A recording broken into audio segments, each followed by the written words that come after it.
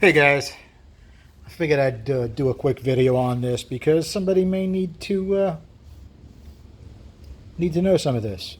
This is actually a 5.0 block. It's standard bore. It had been rebuilt at least once. I can tell because it has ARP studs in it. Okay, you can see the studs on it. Notice I should tell you what I'm doing. Okay, what I'm doing is I'm just putting a coat of oil on everything so it doesn't get any rustier than it already is. This is from my buddy Jeff, and Jeff, you're not fooling me. You give me this, and then you're gonna want to put it in your Mustang after I build it. But that's all well and good. The crank was a little bit rusty. It may clean up. I'm almost thinking of doing a Terry Grover build on this, where you hone it, you put a set of stock pistons and stock rods in it, polish the crank, and beat the death out of it. I would fully prep the block. I'll show you guys how to prep the block. But as far as the important things you need to just cover with oil, at least, if it's going to be sitting for a while, all the journals on the crank. Notice I use an old toothbrush. Works great. Old toothbrush works great for the lifter bores. You don't want to get rust in there. That would really screw things up.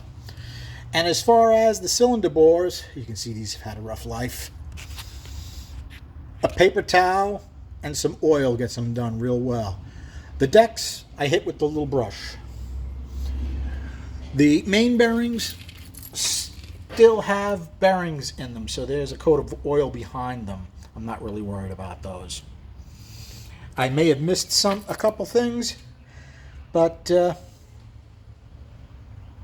I'm kind of in a rush. I got to go pick my daughter up in a little bit, so I needed to drop this stuff off at storage, and I got something to pick up for you guys. That's right, because I have a very cool project coming up.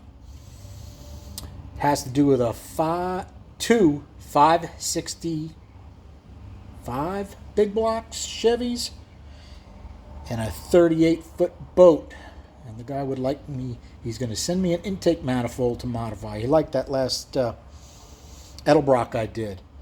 And it's going to be tough to make a dual plane flow enough to feed that many cubes. But that's what he would like to do, because I'll give you all the specs on the project. But the heads are actually AFR heads that Eric Weingartner did.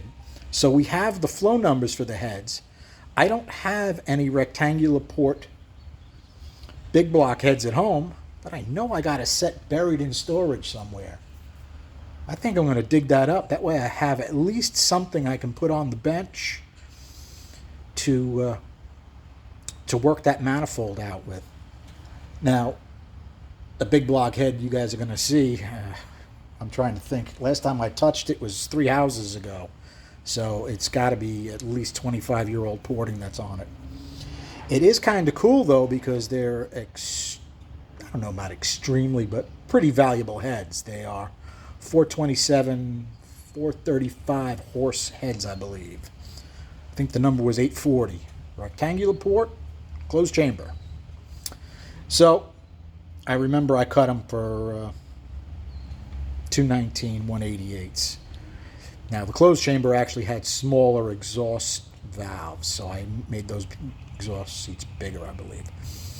In any case, wanted to put up a little something for you guys. I've been doing a ton of work on the W2s. That's going to be interesting. Had problems getting the right size valves. Big problems getting valves. Took months to get valves. What we wound up with was 208s, Chevy style, 2 inches longer than stock.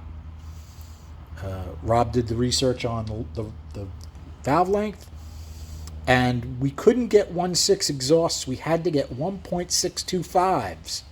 And what I said was, I'll put them all together after the guides are done, and if I have to shrink the exhaust valve, I will.